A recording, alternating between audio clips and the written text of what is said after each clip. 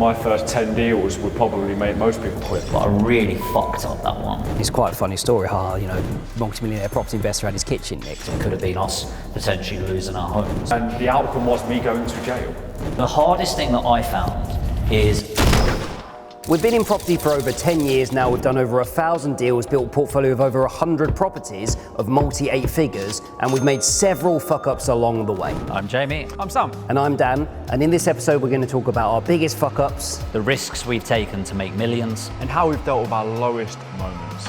So what's the riskiest deal you've ever gone for, and why did you go for it? I think for me it was investing in somebody's commercial conversion. In retrospect, greed is the reason I went into it. I thought, what a great opportunity. I looked at all of the upsides of commercial conversions. It was the big selling point in the industry, prior approval, permitted development, and it all fucked up, and we end up losing about 1.5 million in total, factoring in the investment and interest. So I invested in the wrong person at the wrong time, in the wrong strategy, without really knowing what I'm doing. And so the lesson that I really learned actually is in any investment, looking at the perceived and actual downside, not just the upside, but that was a big fuck up. Yeah. Reminds me of Warren Buffett's first rule, which is don't lose money, and then the second rule is don't forget rule number 1. So I think we probably went a bit too aggressive for something that could have gone wrong where we didn't need to. I think the thing I'm really grateful for is actually the businesses that we had are able to generate funds, and it really bailed us out. But honestly, I can see people doing developments, commercial conversions, why they end up going bankrupt, because it takes one deal to fuck everything up. And yeah, 1.5 million is a lot of money to be losing, but especially at that stage of the journey. It's the biggest risk we've taken as well in terms of single point of failure. Like, as in, if that deal went wrong, we, as you say, were fortunate enough that we have built a business that sustains that. But imagine if that wasn't the case. That deal would have been worse than all the other deals combined because of the size of it. And I think nowadays we don't really need to take those risks. Like, we do several larger deals, but not one that's like 30, 40% of the money. A lot of stupidity. A lot of stupidity on the way to growth, but lessons learned. What about you? I think, well, aside from that, obviously I had a business prior to being part of Aspire, and I think it was my first ever deal. You know, I went into it with, I suppose, a naivety of not knowing what I didn't know. I went into it with no training. I watched a few YouTube videos before Jamie was around. No training, no nothing, got into it and thought, how hard can it be? And I think it maybe in a lesser extent, I looked at just pure upside, the fantasy of what that was going to become. And I didn't know what I didn't know. I didn't know how to price up a refurb. It ended up going wrong. I made several mistakes and lost 10 grand. Now, retrospectively, 10 grand, it's not a huge amount of money, but at the time, when I had none, it was a lot of money. It was everything, just because I didn't take the right steps, didn't get myself educated. And I remember speaking to a mentor actually, and he was like, Sam, why did you do that? And the reality was I just didn't know. I didn't know the right things, and I thought, how hard can it be? And I think a lot of people get into this having them rose-tinted spectacles, thinking it's way easier than what you think, and there's so many blind spots that you just need to know. Was it a fuck up though, or was it? Because I think you'd do it again. It was a fuck up in that I didn't know how to price refurbs, so there was very obvious things that I missed. So I remember speaking to the client that I had at the time, and he was like, well, Sam, that's quite obvious, the things that you've missed. So the reason I lost money was I ended up fronting the money for the quite obvious things.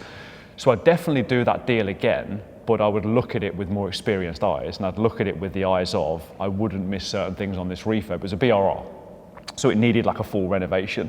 But I just didn't know what I was doing. I really bought into the get rich quick mentality without knowing that there are other intricacies when you get into it.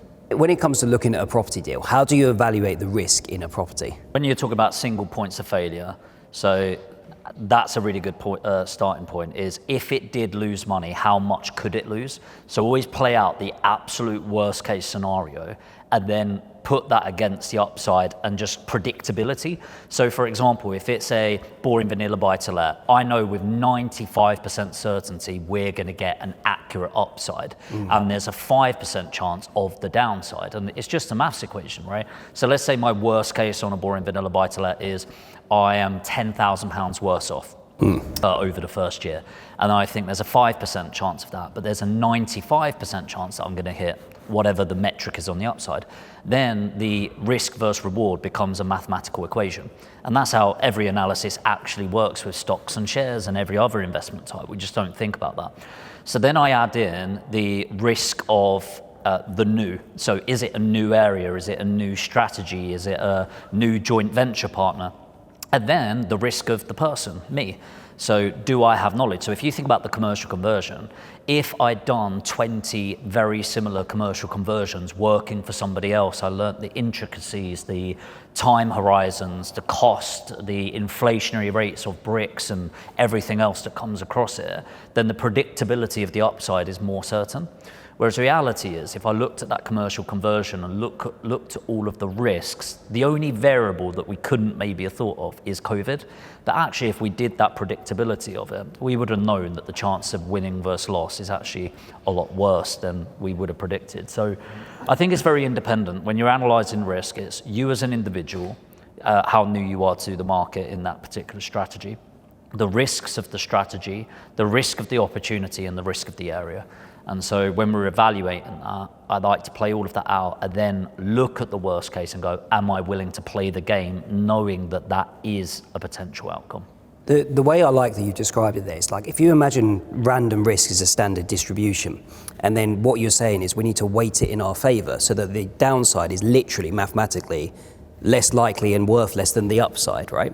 And in stocks and shares, when you buy stocks and shares, on average, they lose about 0.5% a year if you did random stocks and shares.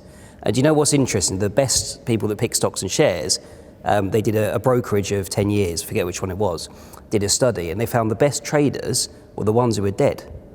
And the reason was they didn't start moving and making movements and adjustments and all of this stuff, right? Yet in property, you have the opportunity to make changes to that, as in we can literally choose whether to shift that risk and reward ratio. Now, you know, look, none of us are experts at picking stocks and shares, but I think there aren't any of the people that are. Like, to have all that knowledge and all that information about all the world's data and economics and stuff. When it comes to individual properties, that's different. Like, you can know the area, you can know the people, you can get to know the strategy. I think it's a really good point. So like when you're investing, it's variance squared, right? So my corporate finance days at university. So you have the variance squared and you're looking at risk appetites and everything like that. What people don't understand with risk is, we'll really simplify it. If risk is X and a buy-to-let is 1X, and then reward is X, you might go, a buy-to-let is 1X risk, 1X reward, or 1.2 reward. So then it makes it worthwhile, right? So you know predictably the more you buy, you're going to get 1.2. Let's say a HMO is 3X, and for it to be the same investment as a buy-to-let, you would need to be 3.6 reward. Obviously, one of the ways of doing this in property is yield, but people don't really think about it, is what is the true risk of a HMO versus buy-to-let? And therefore, what is the yield versus a buy-to-let yield? And I would say, let's say the risk of a HMO is 2.5 a buy-to-let. Then the yield for it to be a like-for-like investment for a buy-to-let would need to be 2.5% yield, for 2.5 times the yield. So say, for example, in Leeds, 7% yield is like a really strong yield. And if a HMO is 2.5 times risk, then your yield would need to be, well, see if I can get this right, 17.5% yield. And then it's the equivalent of buying a buy-to-let. And people don't really think of it like that, because risk factually is reward. And so what that means is that it has a prediction and a likely outcome of failing and winning on anything, right? And so yield is the easiest way of measuring risk in property, but most people don't actually approach it like that. But it's actually quite a simple mathematical equation. It's just, have you accurately defined what risk is? If you're taking that, I think the multipliers there are hard to get though, surely, there must be. Yeah, as in, is it 2.5 times the risk, is it? Well, the easiest way, I'll give you a really good tip for risk. So most people don't know this, yield is risk. So like, that's the easiest way of thinking about it. So like, when you've got money in your bank and you're getting a 5% return, that is the opportunity cost, right? So that is what everything would be measured by, is 5% typically, right? But then if you invest in stocks and shares, you have a yield or a dividend that comes off it. Often that reflects the risk of the stock. So stronger stocks Barclays, for example, will have a way lower dividend as a percentage of value compared to a new public company that's gone public last week, right? So the dividends will be a lot higher. Same as if you go to a shitty location, your dividend, your yield will be a lot higher. And people go, it's amazing. It's like, no, it's a direct reflection of risk. That's why property prices are lower. It's why rents are lower, but as a comparison, rent versus the purchase price, they're a lot higher as a yield, right? And so everything has a predictability. And the easiest way to define yield is commercial real estate. So you get a commercial surveyor, and the great thing about commercial real estate, it's not like residential. When you're buying it, you're working out how much you're buying it for, and then what's the rent, and therefore the yield is this. Commercial is valued on the yield. So I can call a commercial valuer in LS17 or LS16 and go, what is the yield in this area for B1A, which is office, right? And they will go, oh, it's a 5.6% yield there right now. Great. Then what I would look at is the pound per square foot and apply the yield, a multiplier, and that will tell me what the commercial valuation is in the area. And then you can apply that. But commercial is most aligned, give or take, with 1 or 2% below buy-to-let. And so you can work out risk from there. So yes, it's still complex. Yes, it's still slightly opinionated. Yes, it's area dependent. But if you start with the single source of truth being the commercial valuation, and then go from there, I think it'd be an interesting model. I really do think that'd be a good study. Maybe I think I'd challenge that, because I think that where we've relied on commercial valuations, like the commercial conversion you mentioned, is also where it's gone wrong, because true commercial. Looking at a commercial valuation on a residential, yeah, there's way higher risks, and you're right. That's where we went wrong with some of it, but that's because we were relying on a commercial valuation of a residential block that was based on this one contract that made it residential. And so, back to your point, that became the single point of failure. Whereas commercial is a factual set thing. So when I'm saying commercial, I get what you mean. I'm not talking about a commercial contract as such. I'm talking about commercial offices would be a great litmus test and starting point of risk. And do you think there's pockets where you can beat that risk? Because I know you used to get people from the south to invest in the north, was your business, Sam. And so did you used to get people to beat that risk? I know you've had a few stories around that. Going back to my example before about my first ever deal, and going back to risk as in people risk, that was one of the biggest things for me. So one of the risks I undertook was not knowing what I was doing and getting into it and working with the wrong people, working with the wrong trades. So I went into it on an individual basis, property to property, residential, buy, refurb, refinance. How can I mitigate the risk of this? And the two biggest risks really with the BRR model in the Northeast where I was doing it were, number one, what is the end valuation going to be? And number two, the refurb. They're the two biggest variables that you're trying to control. The refurb is more controllable than the end value to an extent. So, well, how would I do that? Well, now compared to then, very differently. Now, it would be getting 3 builders out, getting 3 quotes, looking at the itemized quotes, making sure that I was comparing like for like. It was apples to apples and not apples to oranges, rather than just going for the cheapest one. But then it's even taking a step back from that and going, rather than diligence purely on the property, what diligence are you doing on the people? So are you doing diligence on your tradespeople? Where are you getting them from? Where are you getting your recommendations from? Are you getting them from Checker Trade? Is it the letting agent? Is it the builders merchants? Is it some approved person in a Facebook group, for example? And then once you've got them people, what diligence are you doing? Have they got public liability insurance? Have they got the qualifications to do the work they said they're going to do? Are they VAT registered? Have they got immediate availability? What does your gut say? Are you using a contract? All of these steps now that we teach mentees to go through, I didn't go through. So I think it's how do you risk mitigate? It's not only diligence on the property, but it's diligence on the people that you use to try as much as you can to mitigate the risk. Now, in a BRR, are there going to be literal skeletons in the closet? Well, maybe, that's kind of property. But you do as much as you physically can to identify them areas of risk. And like Jamie said, it's doing a sensitivity analysis, isn't it? That's why a lot of newbies will put contingencies into play, whereby, if, for example, something comes up, we look at that sensitivity analysis. If you got downvalued by 5%, 10%, is it still a deal you'd move forward with? If, for example, your refurb shifted by 10, 20%, let's look at that as well. Would that still be a deal for you? And I think what a lot of people do miss is, on instances, multiple times, we've had cases where we've actually had valuations of a BRR above what we thought it was going to be. And obviously, everyone's happy about that, but you were still wrong. Yeah. So it's looking at, well, why were we wrong?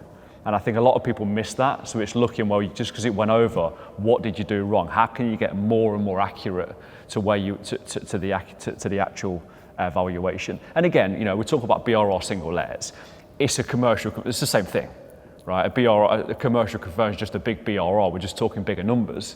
But ultimately, another way of mitigating risk, like you said, is doing 10 smaller BRRs rather than one massive one. Because if one went wrong out of 10, okay, not the end of the world. That's why we always talk about as well, within boring vanilla buy-to-lets, how can you build a portfolio? How can you use leverage? Because if you had 10 and you had one tenant not paying, not the end of the world. Whereas if you used your £500,000 and you bought one property down south and the tenant doesn't pay, then you've got an issue. We've got 19 projects at the minute with our partner delegates, right? And I had a look at all the numbers and the projected profit of them.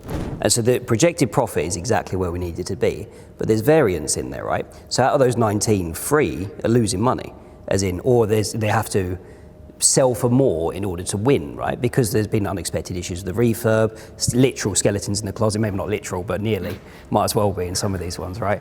And yeah, the others, the upsides, have also been really good. So one of them was targeted to sell at 290. It's had multiple offers now at 340. Like, you have to be in it to win it, and obviously you want more of those ones, but you're absolutely right. We're still wrong with what I thought it would sell for. Yeah. Now, and again, though, meaning that we've got multiple projects going on, 20 of them, means the average pretty solid. Well, I think that's portfolio risk mitigation, isn't it? So yeah, I think that's a really valuable point to push on there, is that, so you fucked up. And I think that's really key. It's like, so we made 50 grand more as a collective, but you fucked up. And it's a good fuck up. It's a nice one to have, but it's so important because so many people will go, hey, high five, let's go out, let's celebrate and all of that. It's like, no, you fucked up. I mean, isn't it nice? But you fucking up caused 3 people to screw up there. So it's like, so then it's every disaster becomes mastering the next level, and it's every piece of detail that you can put into improving the next time. And it is that Can-A approach, constant and never ending improvement. But risk mitigation comes in from inputs, as you said, it comes from portfolio, and it is that averaging. It's why if you ever invest in stocks, indexes are going to be best for everyone, almost everyone, because invest in the top 500 companies in America. One of them will fuck up, or 50 of them will, but 450 will do pretty well. Or just die. Yeah. But that is interesting. Like, honestly, something that I thought was interesting. I'd be interested in reading that or listening to it. So if you send it over, but something I find really interesting that is the best thing an investor can do is die. And I know that sounds bad, for the return, probably not for them, but for their legacy. Do you know why most people fuck up, including our investors? Is they sell out too soon. Yes, yeah. I had an investor the other day that, like, a couple of investments didn't go wrong. They were like, oh, I'm actually 20 grand down.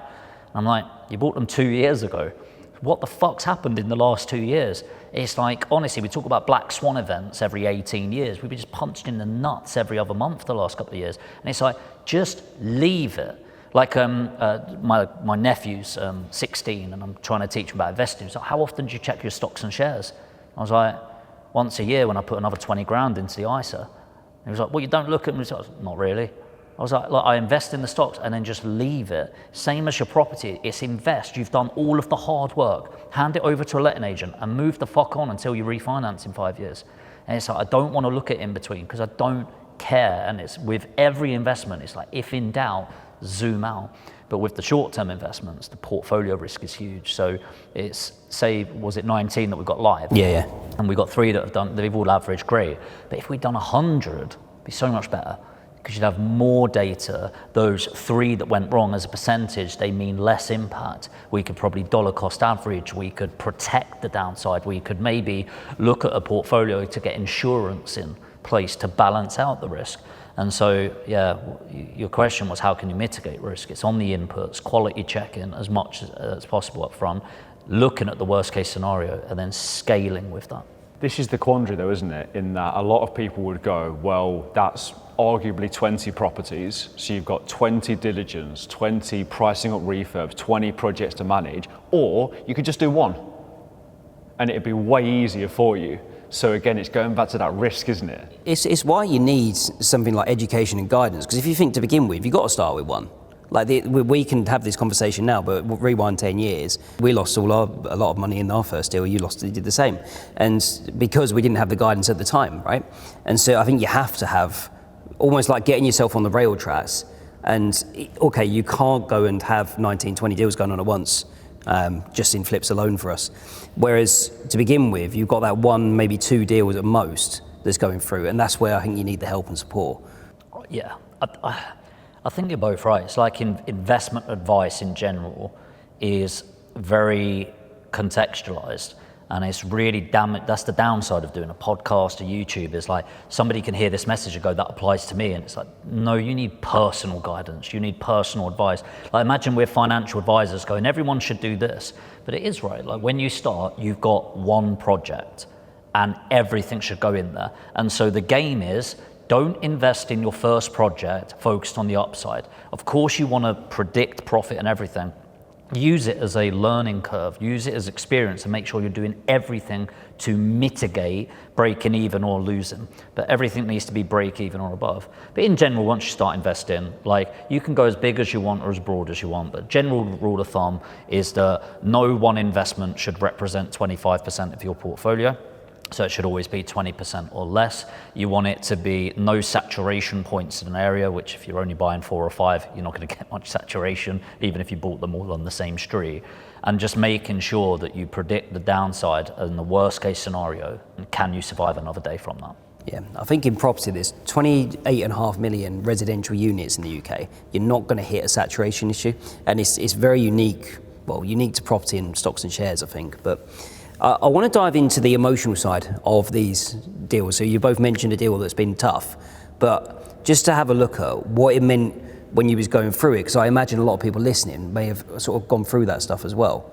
And it's not just about the risk financially or in your pocket, it's here as well. For me, it was hard because I'm quite a let's go type mentality, and I've always been quite good at measuring risk at speed, but I really fucked up that one. That really screwed us, and yeah, I felt quite ashamed, if I'm honest, because it was such a big fuck up that if we didn't have the other outlets, it could have caused proper immeasurable damage. It would have been letting people go because we can't afford the bills. It would have been a load of other stuff. It could have been us potentially losing our homes, and I'm glad it happened because it really gets you to look hard in the mirror and know where you're at versus that. So mentally it really impacted me. It also got my game face on. And it's like, okay, one thing I did with one of my family members when I was younger, he got into a load of debt, really fucked up, like Wonga, payday loans, all of that. And so what I got him to do is write down the figure that he owed in red minus this, and then the goal next week was to be minus a smaller number. And I was like, your goal is to get to 0 as fast as possible. And so it treated it like a reverse bank account, because the downside when you lose money is I've lost a load of money or I've lost a load of money. And so that's what I started doing. Every day I'd write the figure down, and so every day I'd come in and go, okay, I'm going to hit that down by 20 grand today.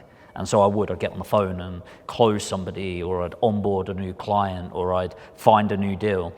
And that really helped mentally.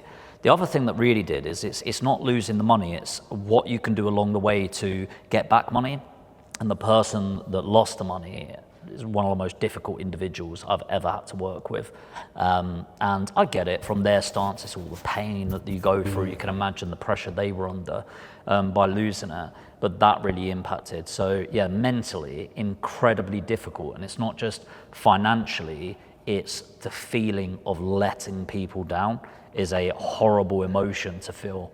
And then, of course, being the MD of the business, coming in and being like, right, let's go. And it's really hard to communicate because like, if we go, by the way, I've lost $1.5 million, that's a fuckload of money.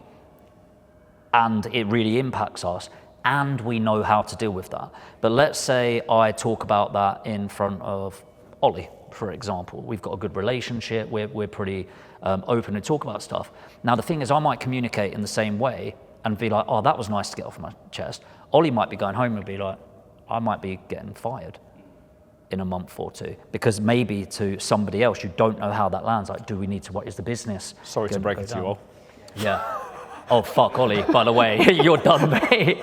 But do you know what I mean? So for that, it was the hardest thing that I found is balancing my emotions, working with your emotions, helping you do your role within the job, balancing my role within the job, looking at the weaknesses and strengths, and then also we've got a very transparent culture at Aspire, and I don't want to let go of that. I want to be able to go, I'm having a really shit day, guys, but also knowing that if I do that too much or I communicate too well, it can break the average individual and it can get people in fear, and that's not what I want. So it was a really fucking hard time, many sleepless nights, many tears on the pillow, and and I'm really appreciative of being able to go through that, because despite all the fuck ups, it's shown how resilient we are as a company. It's exposed who we're not, and really learnt from that.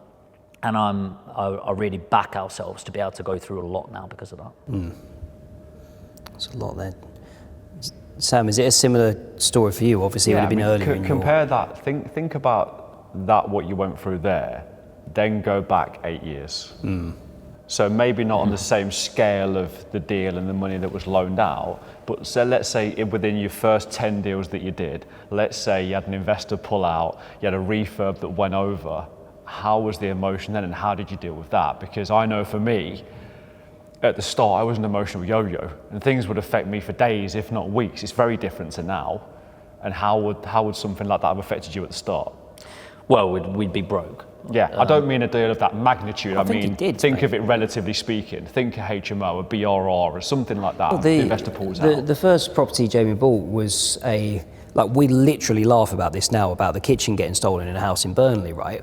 As in, it's quite a funny story. Multi-millionaire property investor had his kitchen nicked, right? But we weren't back then. I think the actual story's funny. How you delivered it there was not that funny. And for the context of people listening, the person I paid to fit the kitchen was blanking me. I was doing the uni exams. I ended up finishing the exams, going up, banging on the door because I was getting blanked, and it was a back-to-back terrace, and he lived next door because I thought that'd be brilliant for getting it done. I then looked through the window and saw our kitchen installed in his property, and he'd done a fucking good job. So when you deliver what happened, Dan, you missed that bit. Oh, yeah, casually getting stolen from is not that funny, but I get your point. But now that it's, when that happened, we didn't touch Burnley or even property for a good 12 months or so. A couple of years. Yeah. So it impacted you onto the level whereby you didn't go near property for 12 months? 2 years. We legitimately, I went out and got another job. Dan was finishing university and was looking for internships or something at the internships. time. So it was very real that property wasn't for us. We're too young. We don't have the money. People are going to take the piss out of us. Like we made it all about how we just weren't ready for this.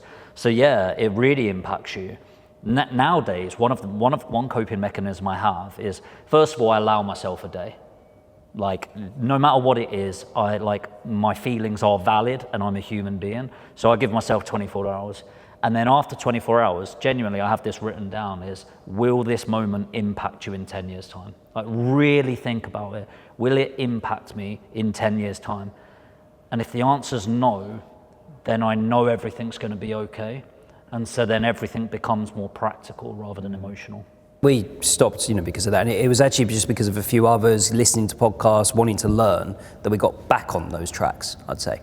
I don't know what it was like for you, because that was a little bit later on, and you started to get educated, I think, and then you'd had this issue. So Yeah, I remember my first 10 deals would probably make most people quit, to be honest with you. And I remember in that time, I was an emotional roller coaster. I remember an instance whereby it was in the first 10 deals that I'd done, and I met this guy who was an electrician. I won't mention his name because people might know him. He was an electrician. Let's just call him Dave for the purposes of the podcast. And he rewired 3 properties for me. And I remember he said to me, we'd done a few deals together. He said, listen, Sam, I'm not just an electrician. I can also fit kitchens, I can tile, I can fit bathrooms, I can do everything. I remember driving home thinking, I've found the holy grail of tradespeople. And I subsequently realized that there's a big difference between somebody who says, I can tile versus I'm a tiler. Them two are very different things. Anyway, cut a long story short, we've done these 3 properties. We're maybe at 10, something like that now. And the letting agent kept ringing me going, these 3 properties, the tenants are having issues, the electrics are tripping, some of the sockets are not working, and I kind of palmed it off a few times until it just kept happening every week. And the agent said, who did you use to do these electrics? And I told them the guy's name, and it just went silent. And I was like, well, you're still there? And they were like, oh, it's not this person, is it? I said, yeah. And they said, he's a local scammer. He literally is not an electrician. He has no qualifications. He literally sets up a business and closes it down every 6 months, Sam. And he'd rewired 3 properties, right? So my emotional state at the time, I went into a downward spiral. Like, I started Googling what happens. And the outcome was me going to jail. Like, if something happened in that property with somebody who wasn't registered and qualified, it comes back to me. And these were on behalf of clients. You imagine ringing your client up going, oh, by the way, I fucked up and didn't do the necessary diligence on this contractor, therefore you've got to pay to rewire the house again. They'd go, how's about fuck you, you pay for it. So luckily we were making money at that point, but I had to go back and rewire 3 properties out of my own pocket. But I make light and joke of it now, but I would say for probably 2 to 3 weeks, I had sleepless nights. I was like, I'm going to jail. If something happens, I'm going to jail. And I think now I look back and go, everything happens for us and not to us. And I say this to mentees all the time, be careful what you wish for. Because at the time I was craving emotional resilience. I was craving knowledge. I was craving strength as an individual to be an entrepreneur when I was always a PAYE staff member. And I always liken it to playing like a computer game. You never get the new skill or magic or weapon by doing nothing. You have to go through the hard stage and beat the big bad boss at the end. So I always say be careful what you wish for, because if you want that strength and resilience, life will present you situations which force you to create that resilience. And I look back and look on it with fondness, but at the time, I would say for weeks I was in a downward spiral. And I even see it with mentees now, you know, and sometimes I'll speak to people and someone will say something to them. Maybe it was someone at work, maybe it was somebody at school 20 years ago, and it still impacts on them today.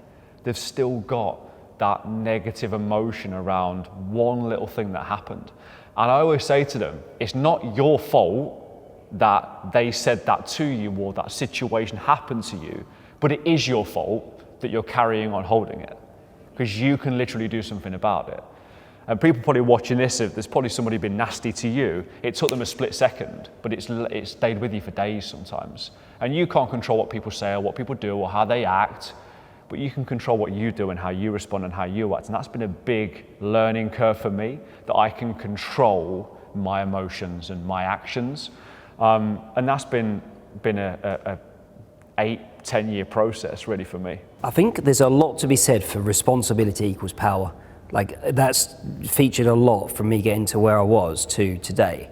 The more responsibility you take, the more in charge of stuff you are. And if you blame externals, what you're really saying is, I have no influence over that, I have no control. It's become like a little shell. Whereas if you own and go, look, this one fucked up and we lost this much money, that's something that you can take forward. There was a deal the other day, is one that we've had challenges with for years. Now, just to be clear, most of the properties we do make money, but this one, I did it all up and we lost 60 grand on it, right? I sent you a message saying, the total of this is we've lost 60 grand. And it was very matter of fact, it wasn't emotional. That was like the end of the conversation, if you like. I remember you saying there's a lot we've learned from that as well. But also, in the past, it would have taken me 2 to 3 weeks, and I probably would have tried to manipulate some sort of numbers or something like that because of what was emotionally there, as opposed to just going, this is the facts, this is the situation. Problem was, we had 4 builders on it, 3 years after when it was meant to be, planning issues, all sorts of stuff. It just wasn't the highest priority. We obviously focused on other areas of the business and let that deal down, and that's the result. I think that's really important, and like the stats don't lie. Yeah, Like the stats don't lie, and sometimes when we are being emotional, it's how can we objectify this? How can we challenge the truth? Because we have it with mentees where they go, I'm too young, I'm too old, I've not got any money, I'm female, I'm male, I'm a certain race, and it's like, investors won't want to work with me because of this thing, and it's like, well, is that factually true? Objectively, let's look at it. Is it factually true? And often, it's not. It's based on your emotion and what you've built around that to try and prove it to yourself. I find that really interesting. I think the education industry is so full of shit. And I did a reel that got released on my Instagram a couple of days ago now, whereas basically the secret to success was stop being a little bitch. Just work harder. Specifically you. Yeah, stop being a little bitch, Dan. Stop being a little bitch. Stop fucking around. Get up. You're gonna fail. Get up again and go, go, go. And I got some pretty like interesting comments about it. You don't know about my upbringing. You don't know about this. And it's like in the past, I used to go. I was brought up. My dad left my mum when I was 3 months old. She was a single mum with 4 kids going all the way through on benefits for most of our upbringing. My dad died and honestly, I just stopped doing it because really, what was I doing? I was trying to communicate. I didn't have the best start for where I'm at. It's like started with debt and all that. But then actually the little bitches always reply with, yeah, but I'm this and you don't get it with this. And I was like, right, so what you're doing is you're actively trying to find reasons why you're going to fail. Yeah. And people do that. And it's so interesting. Actually, I think what we should do more is, I think we should promote more and more losses. I mean, let's not get more and more losses, but like promote. But it's like, we do it a lot anyway, but like we fuck up all the time. And it's like, I want to give up every couple of months. And it's like, well, guess why that is? Because what's happened is I found my new comfort zone, which let's say is that probably my comfort zone is about 6 million a year. That's where it feels really nice and comfortable. 10 million's like I feel a bit out. Pushing to 20 million, that's really stressful. And it's kind of like, well, guess what? Everything you want in life is outside of your comfort zone. But guess how it feels? Fucking uncomfortable. So it's like, of course it feels shit every morning. Of course it feels crap when you lose. It's like, but how dare you think you're going to spend life in a status of growth and think you're going to win all the time? Like, you're going to lose as many times as you win. And your game at the beginning is to mitigate the damage of those losses and accentuate the wins and the impact of them. But people are so fucking weak, and I don't know if it's because they start with a matter of delusion. I don't know if it's the gurus or the education space selling it as this gonna quit your job, but let me tell you, you're probably gonna fail. Everyone. Like, you're almost definitely gonna fail. You're gonna fail bigger than you think. It's gonna take you longer than you think to win, and you're gonna wanna give up constantly, and it's still worthwhile. Because an entrepreneur wants to be an entrepreneur. They want the hustle, they want the grind, they want it. And the easy way to tell this, by the way, is if you're starting up in your business, visualizing your laptop on a beach, don't fucking start. The best thing you can do is be somebody's number 2. I thought this. But it is, the best thing you could do is be somebody's number 2 or be an entrepreneur, which is a really great thing to do, by the way. But if you want to be number 1, if you want to be a business owner and all of that, like, your desire shouldn't be the beach. Your desire shouldn't be true freedom and being able to do what I want when I want. It's like, no, I want to make an impact. I want to add value and I want to do really good stuff, because then it stops becoming about the money and money becomes the outcome of what you're looking to achieve. The reality is winners win and losers lose, and you are a winner. Fuck you. I have heard that. Fuck you. Landlords Dan and Jamie started building their rental portfolio when they were just 19. There are 2 types of people, winners and losers, and I am a winner, and I've always considered myself to be a winner. On that point though, I totally agree. Jokes aside, this whole education industry is built on selling the dream and the fantasy of success. That's what it's built on. And success and failure are 2 sides of the same coin. They are synonymous. And a lot of people go into this industry with the fantasy of only success. And when you go into it with the fantasy of only success, when you do hit your first challenge, for some people, it's catastrophic. It's such a shock. It's end of journey, it's end of career. And I think it's much more powerful when we outline the actual journey. Like, some of it ain't going to be very nice, but guess what? That's why most people don't do it. That's why most people can't do it. That's the benefit of it. So if we go into this understanding, listen, you are going to fail. All of us get knocked off the tracks from time to time. It's not about if it's going to happen, it's when it's going to happen. But not only that, what are the blueprints and the systems and the standards that you fall to get back on the tracks as fast as possible? And that's been the biggest shift for me. Me getting back on the tracks 10 years ago might take me 3 weeks. Me getting back on the tracks now might take me 3 hours. And I have a certain system and a blueprint where I go, right, this has happened, this challenge has happened, I revert to the system, I revert to the blueprint, and I get back on track. Whereas most people will spiral out of control for 3-4 weeks. It might end their career. You know, you didn't go back to property for 12 months, 2 years. That could have been it for you based on that one challenge that you had. And I think people don't understand that just breaking through that, what they could actually achieve. Yeah. I think for our mentors, we have 12 stages, and the people won't know this, but every delegate gets marked by the mentors, like on where they're at. And that stage is linear. So like, it doesn't matter if you're doing buy-to-lets in Burnley, development deals in Devon, you're going from basically absence of knowledge to mastery. And we're able to put people on that track. So when you're describing getting them back online, it's a lot of the delegates are around the same sort of stages, and it's just a case of putting them back on, exactly like you're describing there. I've got one question for each of you, all right, because I think it'd be really great to get some things for people to sort of think on as well. So for Sam, if there was a rule you live by, sort of when it comes to risk and loss aversion and stuff like that, I don't know if there's... Don't eat yellow snow would be the first one. Come on, that's cheap. Let's do. Come back to me. Yeah. Come back to me. Go to Jamie. Okay. So I was going to ask Jamie a different question, but I'll ask you that one then. Is there's a rule that you live by, like an investment rule, almost like a fundamental principle? I think what I'm trying to think of is like a snapshot line, which is something like don't bite off more than you can chew, or don't have eyes bigger than your belly.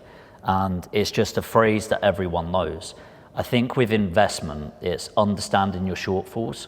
So it baffles me how many people, they've never invested in property in their life, but they're like, commercial conversion or big development, that's what I'm going to do.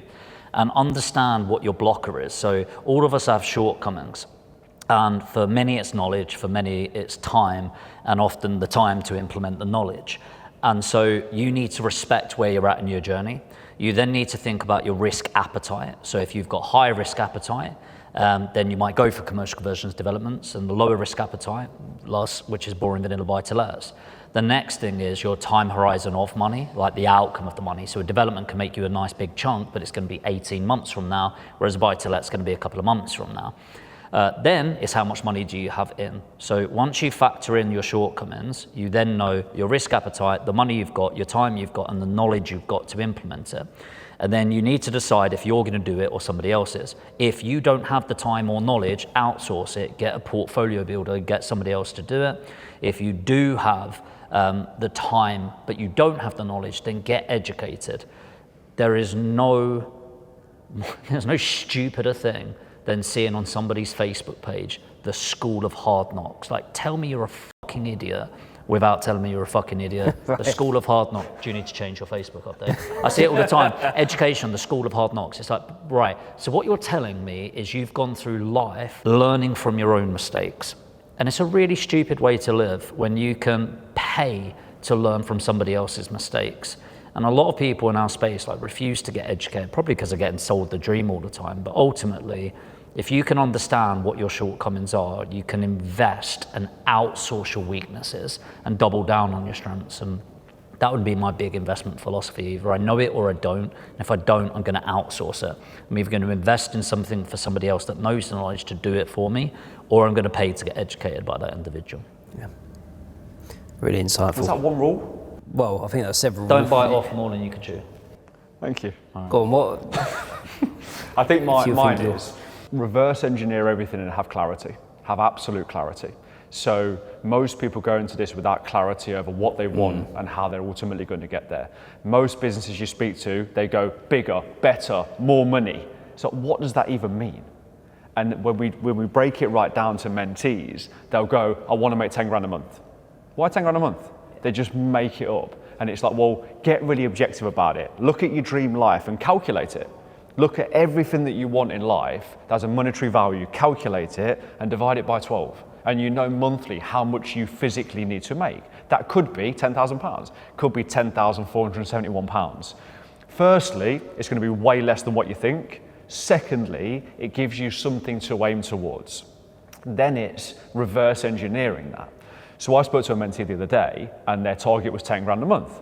Okay, great. How are you going to get there? I'm going to do BRRs myself, single let BRRs. Okay.